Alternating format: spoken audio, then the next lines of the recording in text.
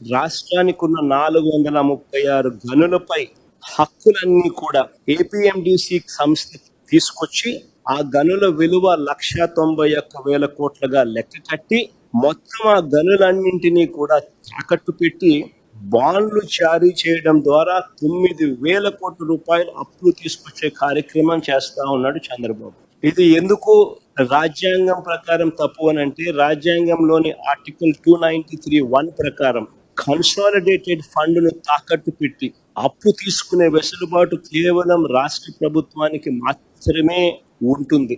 కానీ అప్పు కోసం చట్ట విరుద్ధంగా ఏకంగా రాష్ట్ర ఖజానాపై అంటే రాష్ట్ర కన్సాలిడేటెడ్ ఫండ్ పై ప్రైవేట్ వ్యక్తులకు హక్కులు కనిపించిన చరిత్ర రాష్ట్ర చరిత్రలో కాదు, దేశ చరిత్రలో కూడా బహుశా ఎప్పుడు ఉండిండదు. ఇది చట్టరీత్యా నేరం. 293(1) very clearly, Constitution 293(1) clearly says, subject to the provisions of this act, the executive power of a state extends to borrow within the territory of India upon the security of the consolidated fund of the state within such limits, if any, as may from time to time to be fixed by the legislature of such state by law, and to the giving of guarantees within such limits, if any, as may be so fixed.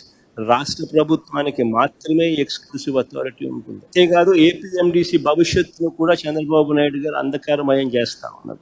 ఏకంగా ఏపీఎండిసిని తాకట్టు పెట్టి అప్పులు తీసుకొని వచ్చి ఆ అప్పులను divert చేసుకుంటూ ఏపీఎండిసిని శాశ్వతంగా కూడా అప్పుల ఊపులేకనెట్టే కార్యక్రమం కూడా చంద్రబాబు నాయుడు గారు దగ్గరుండి కూడా చేస్తా ఉన్నారు.